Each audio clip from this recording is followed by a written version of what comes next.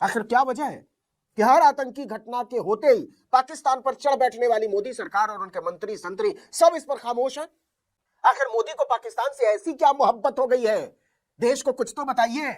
नरेंद्र से सरेंडर बन चुके मोदी जुबानी जमा खर्च जो कर ले, असलियत यह है कि अब वो अपनी ही लफ्फाजियों में बुरी तरह से फंस चुके हैं। अब मोदी और उनके नकली जेम्स बॉन्ड को कुछ बोलते नहीं बन रहा।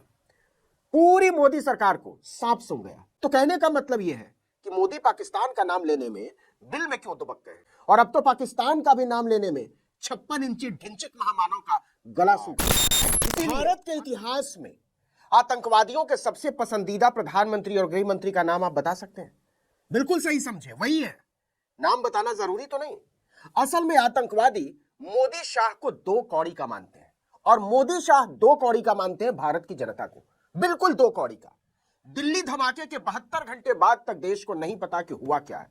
कोई जानकारी नहीं कि आत्मघाती धमाका है, बम धमाका था, किस तरह का विस्फोटक इस्तेमाल हुआ, कौन सा संगठन जिम्मेदार, पाकिस्तान के साथ इसका कोई लिंक है भी या नहीं, कुछ नहीं। 72 घंटे लग गए ये बताने में कि जी आतंकी हमला ही था। अब ये मत पूछ लीजिएगा कि आतंकी कौन थे, कहां के थे, इतनी भारी मात्रा में विस्फोटक लेकर दिल्ली तक कैसे घुसते चले आए। मोदी शाह के बस का नहीं है इसे बताना। सच बात यह है कि प्रधानमंत्री और गृह मंत्री दबा कर खा रहे हैं और तान कर सो रहे हैं। आराम में खलल इन्हें कतई बर्दाश्त नहीं। मतलब सोच कर देखिए कि देश की छाती पर विस्फोट होता है और 3 दिन गुजरने के बाद भी विस्फोट की पूरी कहानी सूत्रों के आधार पर घूम रही है। आतंकवादियों को भी पता है कि नरेंद्र मोदी के बस की बात नहीं है उन पर नकेल कसना। वो अपनी ही दुनिया में मगन रहने वाला आदमी है। टीवी चैनलों के चिरकुट उसे भगवान बताते हैं और वो मानता है। आतंकवादियों को पता है कि वो भारत को कुछ नहीं बता सकते। क्या गजब की बात है कि देश सूत्रों के हवाले चल रहा है। गृह मंत्री खुद सूत्रों के हवाले बैठे हुए। टीवी चैनलों और अखबारों में धमाके को लेकर जितनी भी कहानियां घूम रही सब सूत्रों पर आधारित है। एक भी टीवी चैनल या अखबार इस बात की पुष्टि नहीं कर सकता कि ब्लास्ट को लेकर जो कहानियां वो गढ़ रहे हैं वही सच्चाई है। अच्छा, एक बात कमाल की है, जो लोग सूत्रों के आधार पर यह नहीं बता सकते कि धर्मेंद्र जिंदा है या गुजर गए, वो कह रहे हैं कि सूत्रों के आधार पर हम आपको जैसे मोहम्मद की कहानी बता रहे हैं, हम धमाकों के बारे में बता रहे हैं, हम गृह मंत्रालय के बारे में बता रहे हैं। मतलब कमाल है इनके सूत्र। दिल्ली पुलिस की तरफ से अब तक कोई आधिकारिक जानकारी नहीं दी गई है। एनआईए और एनएसटी की तरफ से भी कोई जानकारी नहीं दी गई है। गृह मंत्रालय की तरफ से भी कोई आधिकारिक बयान नहीं। ब्लास्ट के 3 दिन बाद भी सब हवा हवाई है, क्योंकि इस देश का प्रधानमंत्री ही हवा हवाई है। गृह मंत्री की तो जाने ही दीजिए, वो किसी काम के नहीं है। देश के दिल पर हमला होता है, 12 लोगों के चीथड़े उड़ जाते हैं, 20 घायल होते हैं। हालांकि चश्मदीदों का कहना है कि मरने वाले 50 से ज्यादा थे, बोरियों में समेट कर ले गए उनके शव। लेकिन मोदी सरकार का मुंह नहीं खुलता। 2 दिन तक तो यही नहीं पता था कि आतंकवादी हमला है भी या नहीं। टीवी चैनलों में ब्लास्ट की खबरों की जलेबी छानी जा रही थी, लेकिन सरकार की तरफ से एक भी आधिकारिक बयान जारी नहीं हुआ। इतनी बड़ी घटना की अगली सुबह बादशाह नरेंद्र मोदी भूटान के राजा के साथ बर्थडे केक का मजा ले रहे थे। वाह, बड़ा टेस्टी बना है। ब्लास्ट के 2 दिन बाद सुरक्षा मामलों की कैबिनेट कमेटी की बैठक होती है। दिल्ली धमाके पर पहली बार एक प्रस्ताव पारित होता है कि ये एक आतंकवादी घटना थी। सोचिए, 2 दिन लग गया प्रस्ताव पारित करने में, क्योंकि मोदी के लिए देश पर हमला बाद में है, विदेश में मौज उड़ाना पहले, केक के चटखारे लेना पहले। सुरक्षा मामलों की कैबिनेट कमेटी ने सिर्फ एक निंदा प्रस्ताव पारित किया। जी हां, निंदा प्रस्ताव, जिसमें आतंकी कार्रवाई की कड़ी आलोचना की गई है।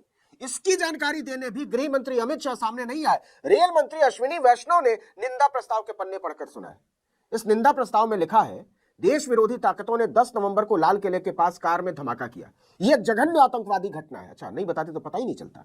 मंत्रिमंडल ने तुरंत और पेशेवर तरीके से इस आतंकी हमले की जांच के निर्देश दिए ताकि गुनहगारों और उसके सहयोगियों की पहचान की जा सके और उन्हें बिना किसी देरी के न्याय के कटघरे में लाया जा सके। यह गंभीरता है आतंकवाद पर सरकार की। अंदाजा लगाइए कि जिन आतंकियों ने इसे अंजाम दिया है वो कहां निकल गए होंगे। हंस रहे होंगे मोदी जी को, अमित शाह को और अजीत डोभाल को और राजनाथ सिंह को थैंक यू बोल रहे हैं कि मोदी है तो मुमकिन है। निकलकर भाग जाना विस्फोट के बाद मुमकिन है। विस्फोट के लिए इतना खुला मौका मुहैया कराने के लिए थैंक यू है मोदी जी। आखिर क्या वजह है कि हर आतंकी घटना के होते ही पाकिस्तान पर चढ़ बैठने वाली मोदी सरकार और उनके मंत्री संतरी सब इस पर खामोश है? टीवी चैनलों और अखबारों के पन्ने भरे पड़े हैं कि इस घटना में शामिल आतंकियों के पाकिस्तानी आतंकी संगठन जैश ए मोहम्मद से लिंक है, लेकिन सरकार ने प्रस्ताव में एक भी लाइन इस पर नहीं कही। आखिर मोदी को पाकिस्तान से ऐसी क्या मोहब्बत हो गई है? देश को कुछ तो बताइए। लेकिन इस खेल को समझिए, मोदी और सेना दोनों ने कहा है कि ऑपरेशन सिंदूर जारी है, राजनाथ सिंह ने कहा है कि ऑपरेशन सिंदूर जारी है, रक्षा मंत्री ने, खत्म नहीं हुआ है। याद कीजिए, इसी मोदी सरकार ने पहलगाम हमले के बाद किसी भी तरह की आतंकी घटना को एक्ट ऑफ वॉर मानने की शपथ ली है। तो अब अगर उन्होंने दिल्ली धमाके में पाकिस्तान का हाथ मान लिया तो फिर पाकिस्तान के खिलाफ कार्रवाई का दबाव बन जाएगा। घर में घुसकर मारेंगे कि लफ्फाजियां करने वाली सरकार के समर्थक ही मैदान में कूद पड़ेंगे कि अब की बार तो पाकिस्तान में घुसकर उसे निपटा ही दो। नरेंद्र से सरेंडर बन चुके मोदी जुबानी जमा खर्च जो कर लें, असलियत यह है कि अब वो अपनी ही लफ्फाजियों में बुरी तरह से फंस चुके हैं। आतंकवाद को एक्ट ऑफ वॉर घोषित करके मोदी सरकार अपने ही बुने हुए जाल में फंस चुकी है। अब मोदी और उनके नकली जेम्स बॉन्ड को कुछ बोलते नहीं बन रहा। पूरी मोदी सरकार को सांप सूंघ गया। मैं यहाँ बहुत भारी मन से आया हूँ। तो ना जाते ना महाराज, कनपट्टी पर कट्टा रख के थोड़े ना बुलाया था। ठीक कह रही है सुप्रिया श्री ने। आप तो केक खाने के लिए इस्लामाबाद से टिम्पू तक कहीं भी जा सकते, वो भी बिना बुलाए। लेकिन टीवी वाले बाबू सवाल का गाना नहीं बजा रहे हैं। बिहार चुनाव में दूसरे फेज की वोटिंग से ठीक एक दिन पहले 10 नवंबर को शाम 6:52 पर दिल्ली में लाल किले के पास धमाका होता है। घंटे भर में यह खबर टीवी चैनलों पर आग की तरह छा जाती है। हवाई किले बनाने में उस्ताद मोदी सरकार के हाथ पांव फूल जाते हैं। टीवी चैनलों को आकाशवाणी करके महामानव की इच्छा बताई जाती है कि इस खबर को डाउन प्ले करना है। मतलब टीवी चैनल वाले खबर दिखाएं लेकिन रूटीन खबरों की तरह, जैसे कोई बड़ी बात नहीं हुई हो। लेकिन टीवी चैनल वाले चाहकर भी ऐसा नहीं कर पाते क्योंकि सोशल मीडिया में सब कुछ साफ हो चुका था। घटना थी ही इतनी बड़ी, इसमें किसी भी तरह की बहानेबाजी टीवी वालों की कोशिश करने से नहीं चलने वाली थी। बिना आग के धुआं धुआं करने वाले टीवी चैनलों के कलाकार रिपोर्टर घटनास्थल पर पहुंचते हैं भारी दबाव में सोशल मीडिया के। सबूतों को रोनते हुए घटना की कवरेज की जाती है। भयावहता की कहानियां चैनलों पर आग लगा देती हैं। आनन फानन में सोते हुए गृह मंत्री अमित शाह को अपने आराम में खलल डालकर निकलना पड़ता है। वो अस्पतालों में घायलों की मातम पुरसी करते हैं, घटनास्थल का दौरा करते हैं और बयानों के नाम पर सूत्रों के हवाले से खबर देते हैं कि घटना में 8 लोगों की मौत हुई है। बिहार चुनाव से थके हारे लौटे गृह मंत्री के पास कहने के लिए एक पुख्ता बात नहीं थी। टीवी चैनलों के पास भी घटनास्थल की भयावहता के अलावा दिखाने को कोई जानकारी नहीं थी। देश के बड़े बड़े टीवी चैनल दिल्ली धमाके के बाद अभी की सबसे बड़ी खबर के नाम पर लाल रंग की लहकती पट्टियों में लिखी लाइनें जोर जोर से पढ़कर चिल्ला रहे थे, बस गृह मंत्री अमित शाह ने दिल्ली के पुलिस कमिश्नर से बात की। वाह, तो दारोगा से बात करते हैं। ब्लास्ट के दूसरे दिन मोदी देश को अपने हाल पर छोड़कर भूटान के राजा का बर्थडे मनाने 8,000 करोड़ के उड़न खटोले में बैठकर फुर्र हो जाते हैं। भूटान के राजा के साथ हंसी ठिठोली करने वाली तस्वीरें मोदी के भारी मन की गवाही देने के लिए काफी है। शानदार भोज के बाद डकार मारते हुए भारत की जनता से भागा हुआ प्रधानमंत्री एक निहायत बकवास किस्म की बात करते हैं। हमारी एजेंसियां इस षड्यंत्र की तह तक जाएगी। इसके पीछे के षड्यंत्रकारियों को बख्शा नहीं जाएगा। सवाल तो यह है ना महामानव कि यह धमाका हुआ कैसे दिल्ली में? आतंकी आपकी छाती पर चढ़ कैसे बैठे? आप तो घुसपैठिया खोजने के मास्टर हैं ना। बिहार से लेकर झारखंड और असम तक यही चिल्लाते फिरते हैं, तो फिर अपनी नाक के नीचे क्यों नहीं देख पाए घुसपैठिया? जरा सोचिए कि देश आतंकवाद के दिए हुए जख्म में कराह रहा था और मोदी भूटान में अडानी को फायदा पहुंचाने वाले 4,000 करोड़ के हाइड्रो पावर प्रोजेक्ट पर साइन कर रहे थे। यह तो कहने की जरूरत ही नहीं कि मोदी और अडानी कितने गहरे वाले यार हैं। पूरा देश एक तरफ और अडानी अकेले एक तरफ।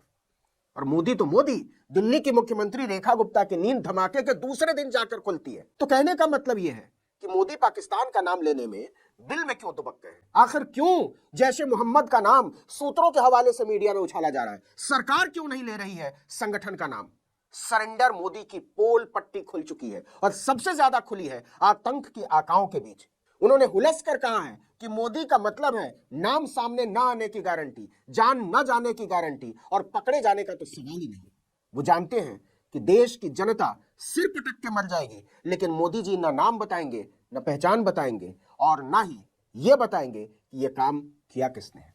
और लाल किले के हमले में तो आतंकी हमला बताने में ही उनकी हवा टाइट हो गई और अब तो पाकिस्तान का भी नाम लेने में 56 इंची ढिंचक महामानव का गला सूख जाता है। इसीलिए आतंकवादियों ने खुले मन से कहा है, थैंक यू मोदी जी, भारत में आतंकवाद का परचम लहराना इतना आसान कभी नहीं था।